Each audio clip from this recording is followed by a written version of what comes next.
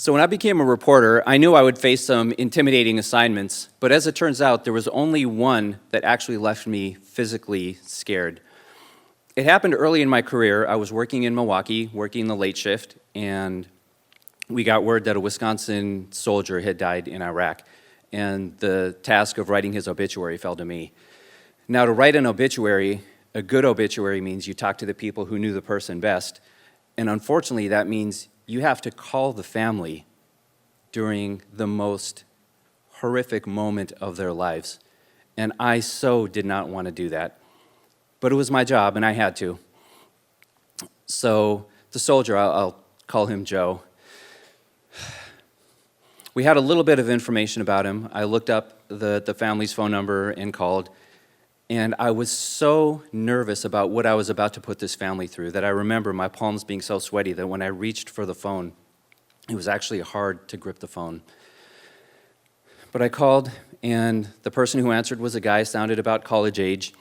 And when I introduced myself, he used an expletive to tell me what I could do to myself, and he hung up. Now, I wasn't offended. I sort of expected that, and I probably would have done the same thing myself. But as a reporter, you're trained to be persistent, so as much as I didn't want to, I hit redial.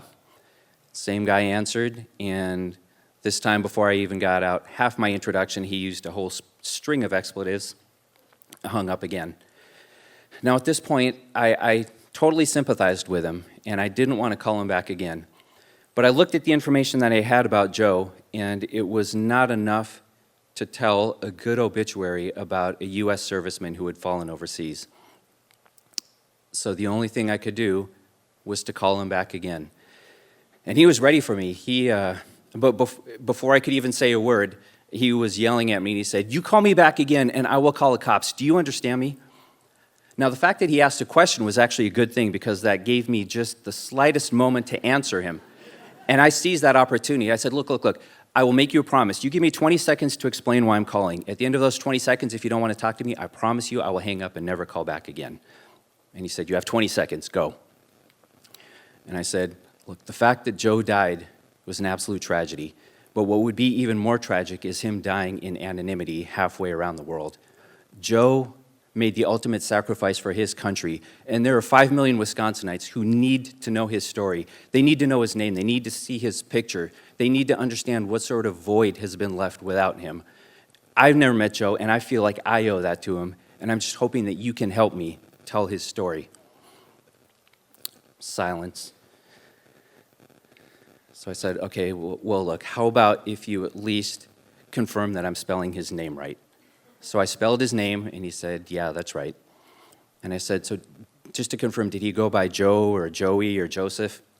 And he said, well, most people call him Joe, but, I called him Buck. And I said, oh, why is that? And he said, well, if you ever saw him play center field, he covered ground like a young buck. So I said, oh, okay. And I started asking some questions about his Little League experience and his athletic exploits and then some of his other activities.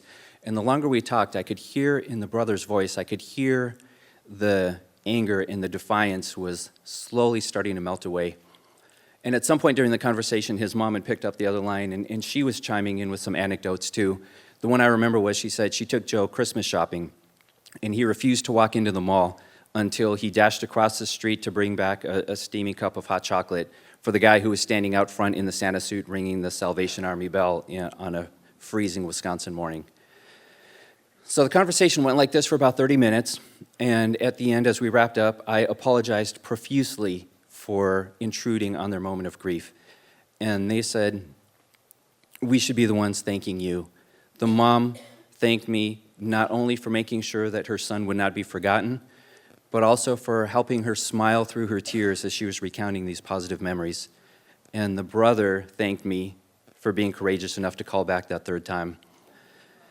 Now, I was still early in my career, so at the time I was driven by breaking news and accolades and seeing my name in print, and that experience really changed how I saw my job because I realized this is what it's really about. It's about these human connections. It's about telling the stories that really matter. And after that, I did tell plenty of stories that involved tragedies and that were intimidating, but never again did I have to deal with sweaty palms, and I think it's because I learned through that experience that if you respect those human connections and you just treat people with genuine compassion and kindness, that even in a moment of tragedy, I, or even any of us, could play some small part in helping someone smile, even if it's only for a little while.